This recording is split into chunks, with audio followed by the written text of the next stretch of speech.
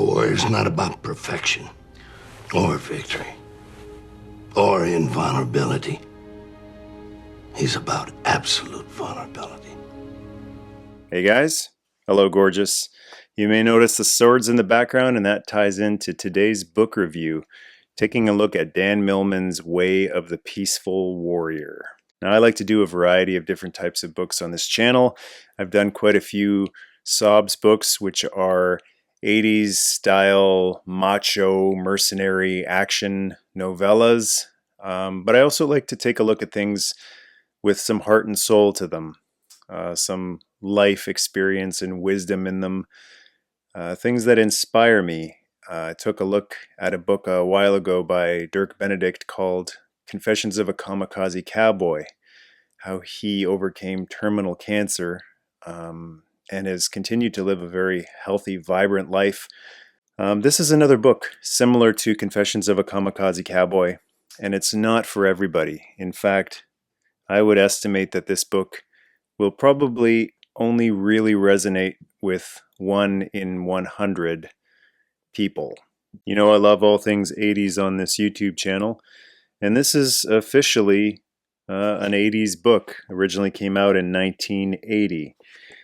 My first exposure to Way of the Peaceful Warrior was through the movie, which came out in 2006. I think I watched it a year or two after it came out. And my brother gave it to me on DVD and said, "You have to watch this movie. It changes lives." And that's what the book says as well. The book that changes lives. Now, that's a bold claim. And there are a lot of movies and books that claim that they'll change your life or they'll be the best thing ever. And sometimes it feels like that, but that's just a thrill that only lasts a very short period of time. It's why we watch so many movies and walk out of them and go, "That was the best one ever." But when someone asks us six months later, "What did you think of that movie?" we sometimes have a hard time remembering what that best movie ever was even all about. But Peaceful Warrior, the movie, really spoke to me. And I watched it a couple of times, and I just had a hunger for more Socrates. Socrates is the old man mentor in the story. In the movie, he's played by Nick Nolte. I would recommend that if you're going to read Way of the Peaceful Warrior, that first you watch the movie adaptation, which is just called Peaceful Warrior. And they're very effective in the movie with drawing you in very quickly. Nick Nolte plays Socrates in the movie, and I think it would be good to watch the movie first so that when you read the book, you have an idea of what Socrates looks like and sounds like. I think Nick Nolte, his performance was perfect for that style of flippant, irreverent, charming, teasing, kind, wise, and powerful old grandpa type of character. But I read the book, and the book is just like the movie except with more. It has deleted scenes. It has extra commentary. And again, it really resonated with me. It wasn't a typical book. It wasn't something like a lot of the books that I've read, which were mainly intended for entertainment. Way of the Peaceful Warrior, I'll say, is the most enlightening book I've ever read. Eckhart Tolle's Power of Now is really up there too for changing my perspective on how I see things in my life. But Way of the Peaceful Warrior was the book that, after everything else I had seen and read in my entire life, after watching that movie and then reading that book and really giving that perspective a lot of thought, it really did change how I experienced the world. So a brief summary of the story in quotes. It's loosely based on a true story, but Dan Millman is a good enough writer to know that you can't just present a true story exactly as it is. When they make movies based on true stories, they know that they have to embellish a little bit, or they have to tweak, they have to do things in order to make it a little more entertaining and draw people in more. So a lot of what happened in this book, Millman claims, is true, and then there are some things which he said he embellished, but I think they're necessary in order to draw you into the story. The story begins with Dan, who is the central character of the book, and he narrates the book. He goes to a gas station and he meets this quirky old man. And as he's going to his motorcycle, he turns around and the old man is standing there with his arms crossed, and he gets on his bike and he just takes his eyes off the old man, who he refers to as Socrates, mockingly, because this old man thinks he's so smart. And when he turns around, Socrates is on the roof of the building, and it's a very eerie, supernatural feeling scene. And Millman's all freaked out, so he just takes off. But he's curious, so he comes back and he wants to know, how did this old man do that? Because Dan Millman is training to be an Olympian. In the book, he's training for the trampoline. In the movie, again, they had to tweak it a little bit to suit the medium more. So in the movie, he's working on the rings instead. But he wants to know, how was that old man Socrates able to do that? And that's the hook. That's the hook that grabbed me, because I really wanted to know, how did he do that? But what Millman ends up learning is so much more important than just how to jump on a roof at the age of 80 or 90. And it's a really great dynamic. I mean, it's weird to talk about Peaceful Warrior as a story breakdown, because the movie and the book is so much more than just the tale of a young man and an old man, a mentor. But that's what happens. This old man mentors this young man, and this young man is such a jackass. He calls him Jack for short. He's so full of himself.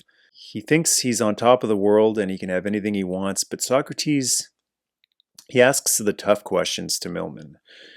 And they're the questions that we're not supposed to ask other people, because they're awkward and uncomfortable.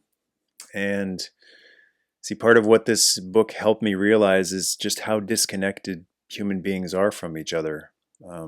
Millman wrote this a long time ago, decades ago, but the attitude and the mindset of people from that time period, it's just gotten worse over the years, with more cocooning, with smartphones becoming more prevalent, the internet, people not talking to each other anymore, being uncomfortable with eye contact, and just texting as a form of communication, or tweeting one sentence back and forth, and thinking that is an actual interaction.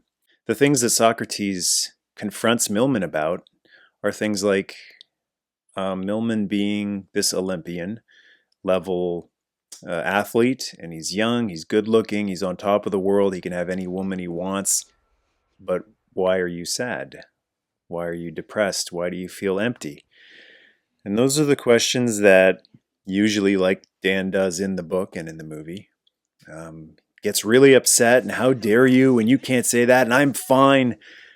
And there's the typical reactionary posturing, but the things that Socrates say really stick like a splinter in the mind.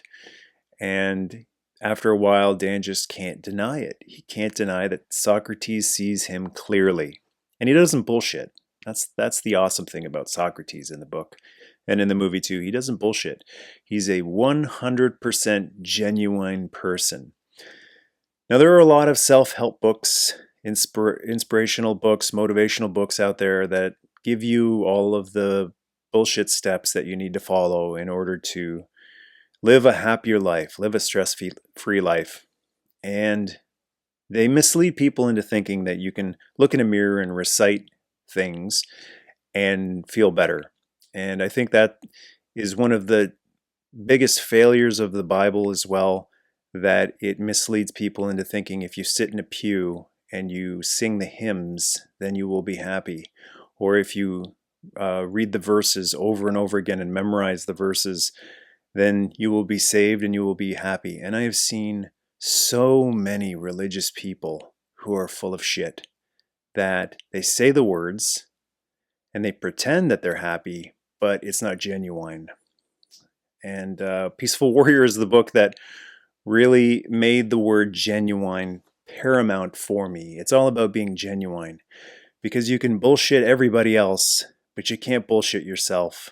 And if you tell people, no, I'm great, I'm fine, I'm super, never felt better. Yeah, you can fool a lot of people, But the most important thing is that you cannot fool yourself. You have to be honest with yourself. And if you just don't genuinely feel like that, then you're just being an actor. You're just posturing. And in the end, it's just going to lead to emptiness. Another reason why this book especially resonated with me is because, spoiler warning, Dan endures a really horrific injury in this book and in the movie as well. You got this prime top athlete. He's in peak physical condition. He's going for a gold medal. And he's in this really bad car accident, shattering his leg. And he's told, kid, you might not ever walk again, let alone compete for a gold medal. It's over. And that especially resonated with me because in 2006, I suffered a pretty severe shoulder injury at work, and it's left me in pain every day since 2006. And it took quite a while to learn how to manage that pain. So I found myself, as I was reading what Dan was going through, I thought, well, I'm going through that as well, or I've gone through that as well. How to deal with that type of, going from being in good physical condition to being in constant pain, and whenever you try to do something, experiencing that blinding pain, it's very discouraging, very disheartening, and it just makes you want to quit and give up. So the book isn't just about changing your perspective on life, it's also being in a very, very difficult situation, being in physical pain, and being at your wit's end and learning how to deal with that, as well as deal with how the world deals with that as well.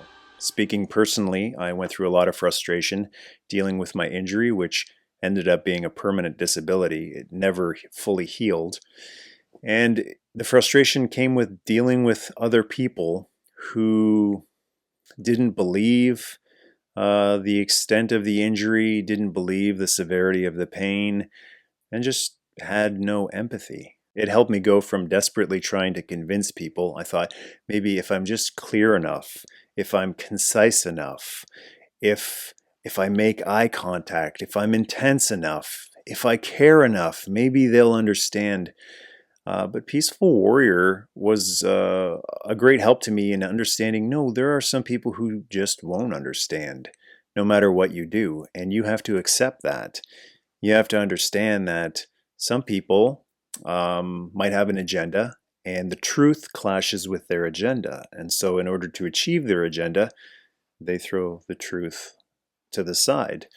There's also people with no empathy whatsoever, sociopaths, and this book really changed my perspective on the world, going from basically not even knowing what a sociopath was to realizing there are a lot more sociopaths in this day and age than you might think.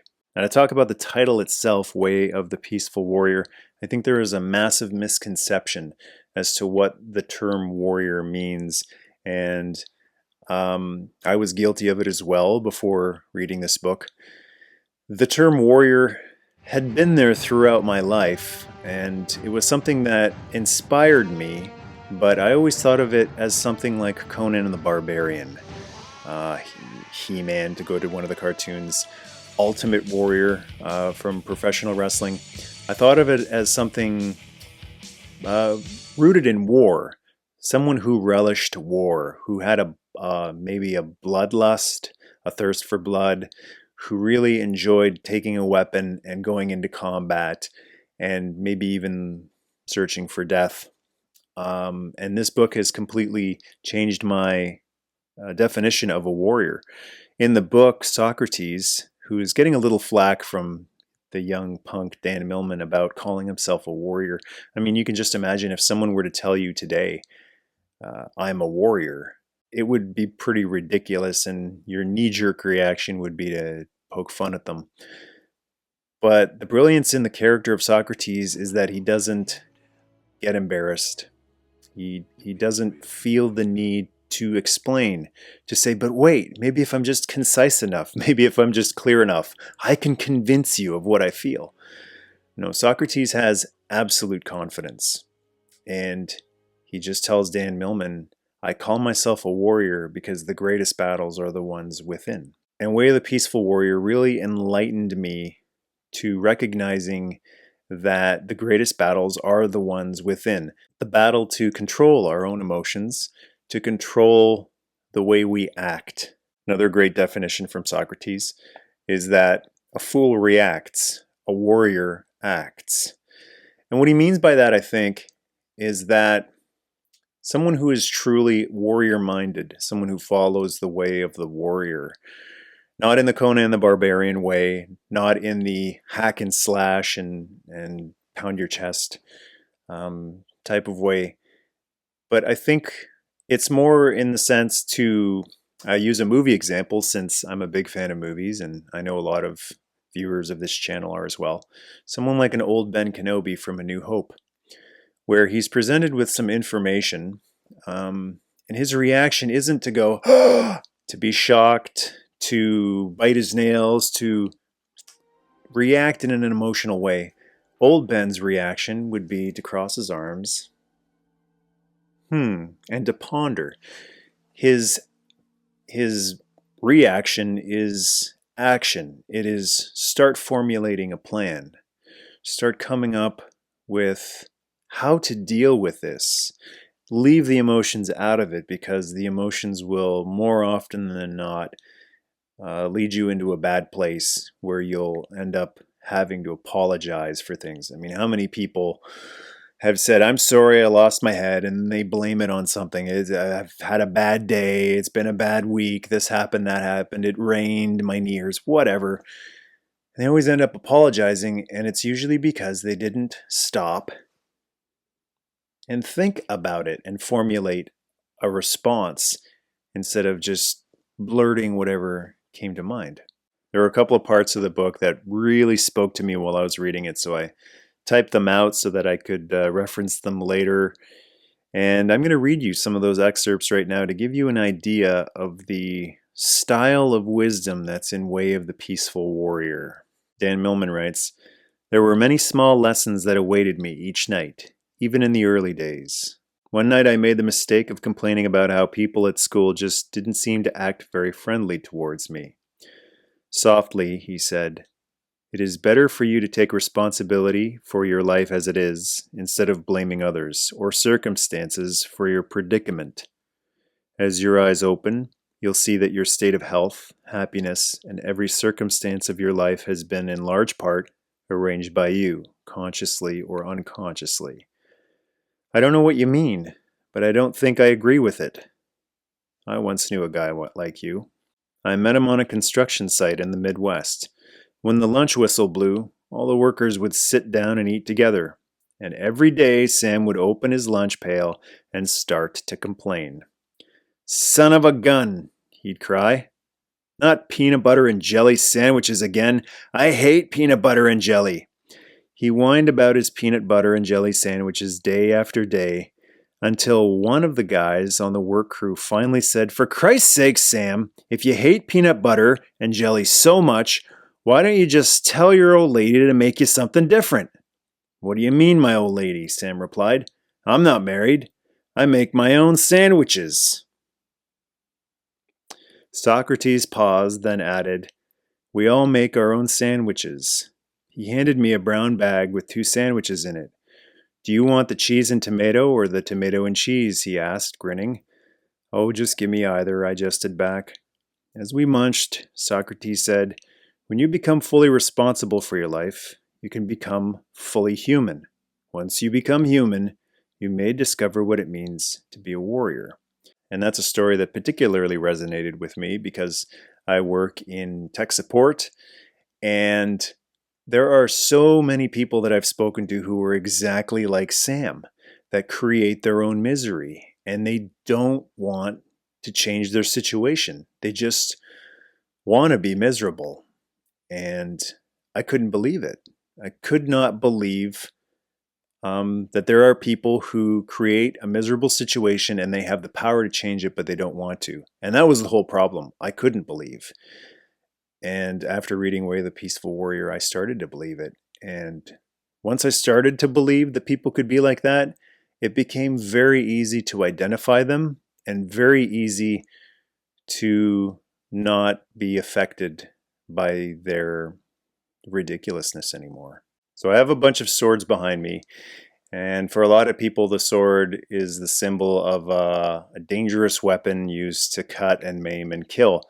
But for me, the sword is inspiring because it's the symbol of a warrior's meditation and a warrior's way of dealing with complicated problems.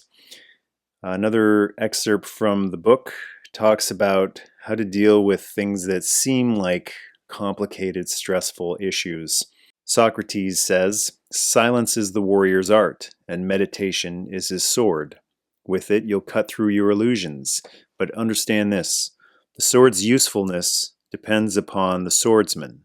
If you don't know how to use the weapon properly, it can become a dangerous, deluding, or useless tool. Meditation can initially help you relax. You may put your sword on display, proudly showing it to friends. The gleam of this sword distracts many meditators until they abandon it to seek other esoteric techniques. In contrast, the warrior uses the sword of meditation with skill and understanding. With it, he cuts the mind to ribbons, slashing through thoughts to reveal their lack of substance.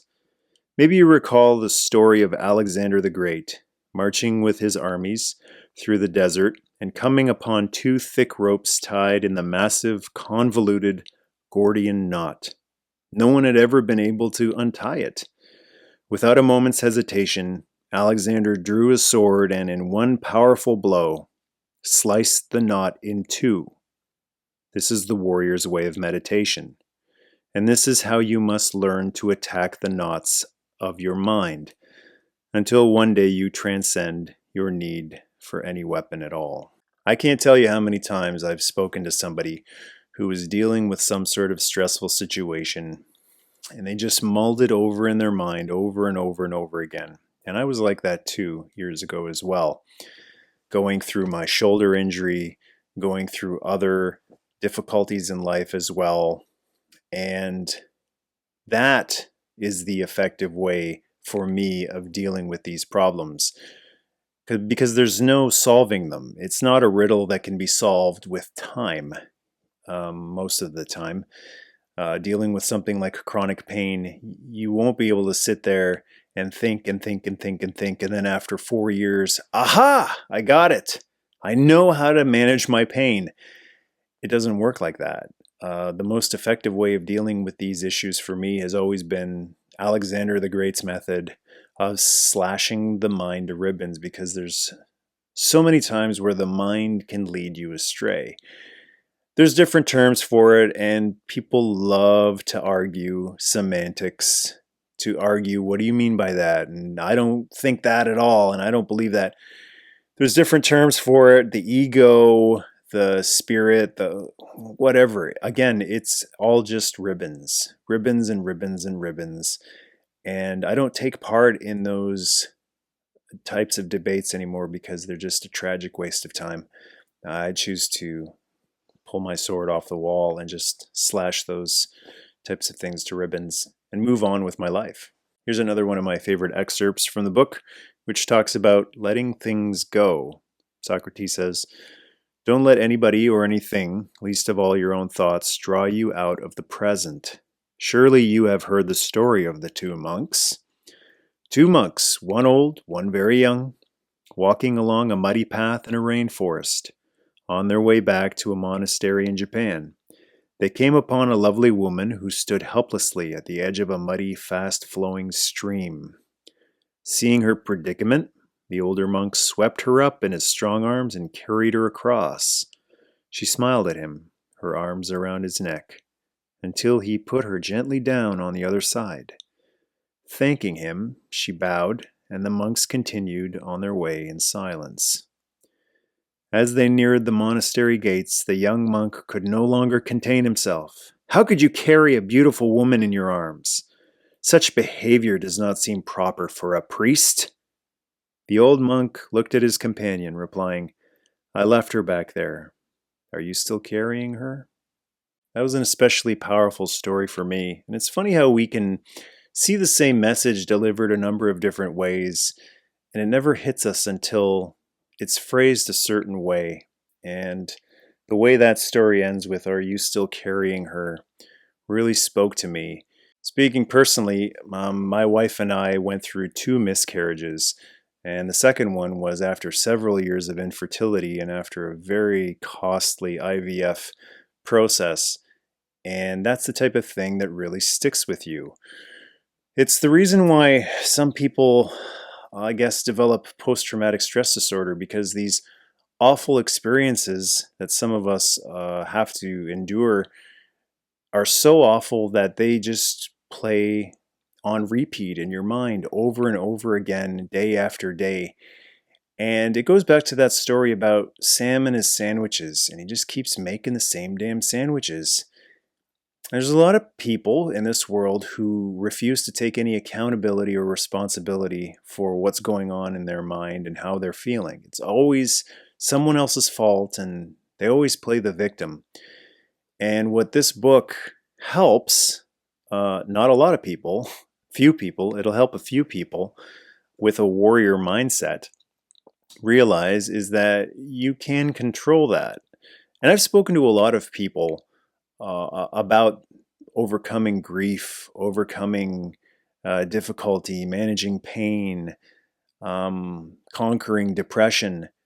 And so many times I share my story. I'm not shy about what I've gone through, because I think it just speaks to the power of changing your mindset from the typical one that most of us are encouraged to have to something a little rarer and more unique, following the way of the warrior, or the way of the peaceful warrior. And so many times when I speak to people about the things that I've gone through, and how changing my mindset has changed the way I experience the world and how the world experiences me now, I hear so many people say, "I wish I could do that like you. I wish I had your fill in the blank, patience or self-control or whatnot. I wish I had your this or that." And every single time I tell them, you wish, but you don't work. And then sometimes years go by and they just keep on wishing. "I wish." They ask, "How you doing?" And I go, "I'm great. All things considered, I'm great." And they go, "I wish I had your this. I wish I had your that. I wish I could blah, blah, blah." And then, one of the favorite phrases is, "It's easier said than done." And that's the whole problem, that people think that it needs to be easy. And that's not the way of the warrior, or the way of the peaceful warrior. The way dictates that you do things the hard way, not the easy way. The way of the warrior dictates that you stop looking for the shortcut, that you stop trying to find the easy path, that you stop disqualifying things because they're difficult, because they require sweat.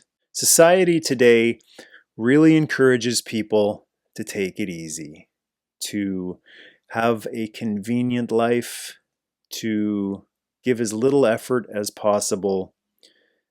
Technology has advanced to the point where everything is so easy now. Everything is developed and designed to save people the time and the effort. And it's made people, to be quite honest, soft, weak-minded, weak-willed, lazy, overly sensitive, overly emotional. It's really, we can say now, after about 20 years, in the past 20 years of technology really taking off and advancing to the state where now in our hand, in our smartphone, we have the whole world at our fingertips. We can talk to anybody, see anything, look up anything. It's all there. But why are people so stressed? Why is there so much anxiety in the world? Why are people so miserable? it doesn't make any sense to me. It wasn't supposed to be this way. I think that all of this technology has, instead of enriching people's lives, it's robbed them of their lives, and it's robbed them of their ability to cope. It's created people who are always looking for fun and for thrills and excitement, who are always trying to fight off boredom and yet are always bored. And it's created a race of people who hear what needs to be done in order to own your life, and they balk at it. They go, ah, there's got to be an easier way. There's got to be a pill. There's got to be something you could smoke, something you could drink. They'd look at something like this and go, screw that. Look how thick that is. Find me something with 5 easy steps. And that's just how most people are. So at the beginning of this video, I said that this book would not appeal to a lot of people. And I don't imagine this video will appeal to a lot of people either. I'm not expecting to get thousands of views or comments. I'm not doing it for the masses. The reason that I'm sharing my story and sharing this book is for the 1 in 100 of you that are a warrior. Heraclitus once defined the warrior and how rare the warrior is compared to everybody else by saying that on a battlefield, out of every 100 men, 10 shouldn't even be there. 80 are just targets. 9 are the fighters, and we should honor them, for they make the battle. Ah, but the one is a warrior, and he will bring the others back. And I don't know if this video will bring anybody back, and I don't know if this book will bring anybody back, but it will certainly resonate with like-minded, warrior-minded people. I've always been the type of person who would never quit. My mentality has always been fail 1,000 times, succeed once. And when I look around at the most successful people throughout history, they had the same mindset to try and try and try and train and fail and fall and always get back up. It was always the effort, not the destination, not the reward. They always focused on doing the best they could every day, every hour, every minute, and they would revel and feel pride in the effort.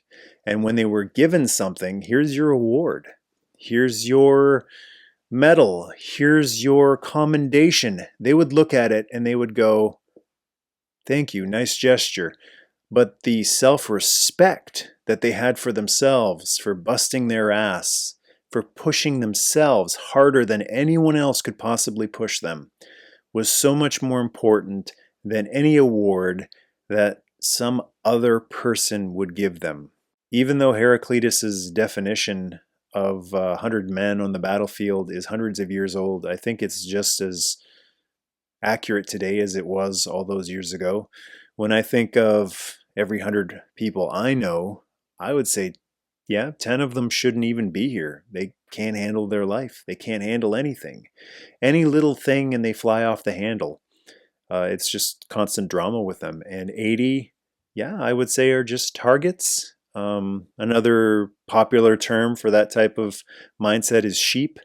People who just go along with everything throughout their life. And when something happens to them, they react emotionally. Someone hits their car and they're angry, and someone calls them some names and they're angry, and they get a promotion at work and they're happy, and they win something and they're happy, and then somebody gets hurt or dies and they're angry or sad, and it's just a constant roller coaster, and they're just waiting to be controlled into feeling what they feel, never in control of their own emotions. And then when I think of every 100 people I know, 9 are definitely the fighters. They try every day. They get up, they fall, they train, they fail, they get up back up. They're never discouraged. And then out of every 100 people I know, I would say one of them is a warrior. I can think of one right now.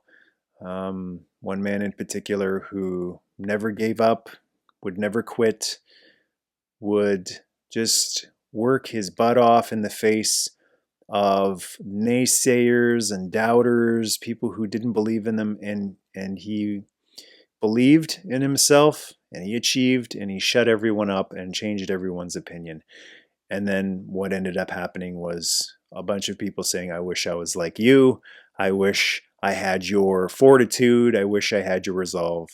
But they never gave one iota of effort to try to be like that. Way of the Peaceful Warrior is not a fun and happy, fuzzy, inspiring, make you feel good book like a lot of inspirational self-help books are. I warned that this book does change the way you see the world if you are of the warrior mindset. And I can't recommend it for everybody. If you've gone through your entire life being a whiner and a complainer, I don't think that this book will resonate with you at all. For the people who shouldn't even be here, or the targets, this will probably just come off as a bunch of voodoo hoodoo nonsense, or who does this guy think he is? He's so full of himself, and screw this guy. They're just looking for the next opportunity to be offended. And I'm sure that this book is filled with things that'll offend them, and I'm sure this video is filled with things that will offend them too. No, this book is for the fighters and for that lone warrior out there, the people who, no matter what they've been through, their spirit has never been crushed, that they always brushed themselves off, they always kept going, and no matter how tired and fatigued they feel, they still run on fumes. They just will not give up. And I think if you are the rare, very rare type of person who is like that, who is never discouraged, you don't cry and whine and woe is me and someone please help me, but you always say, screw it, I will do it myself. I don't need anybody's help. I'm going to pull myself out of this. I'm going to pull myself through. I believe in myself, and I know I have it in me. Then I think this book is fuel for your soul. I think this book will define the feelings, the indomitable feelings you have inside you. This will define it in beautiful, beautiful language. And it's something, I don't read books more than once, but this book I've read 3 times because it really is the handbook for my life. But the warning is that, speaking personally, it really changed how I experience the world. Again, to use a movie example for you, if you remember the end of the first Matrix movie, where Neo suddenly sees the Matrix in a different way. Instead of experiencing it the way he's always experienced it, and the way that everyone else experiences it, he sees green coating, gritting. He's seeing what's beneath the surface. And that is what Peaceful Warrior did for me. It let me be able to see beneath the surface, beneath the disingenuous things that people say and they do, beneath the fakeness, beneath the manipulation, to really see the truth. And it's changed the way I interact with people. If I'm dealing with someone who is, I find to be very egotistical, very selfish, very manipulative, I don't find my emotions being manipulated anymore. And I'll say things in Socrates-like fashion where I'm just describing what I'm seeing. Like if I notice if someone's being extremely passive-aggressive, they're saying all of the right things, possibly, but their tone is so important. And usually when people deal with passive-aggressive people, you don't call them out on it. And especially when people are getting emotionally compromised, the heart starts to beat. They feel choking in their chest, tightness in their chest, and they're just not able to deliver the message with conviction, with poise, with grace. But I seem to be able to do that, and I think in large part because of the way of the Peaceful Warrior, that when I'm in those tense situations with these highly manipulative people, I'm able to not be affected by the game playing anymore, and instead see things as Neo in The Matrix saw them, and notice that what you're doing right there, that's a manipulation. So it would be nice to recommend this to everyone and say pick it up, and it will teach you how to become more self-aware and control your emotions. But honestly, that's just not the case. This is something that will hone, I think, a strong will that's already there. It'll sharpen a blade that's already there, but it's not going to do much for like a big blunt instrument. I think if you have lived your life not aware of yourself or the actions of others, then it's just going to go over your head.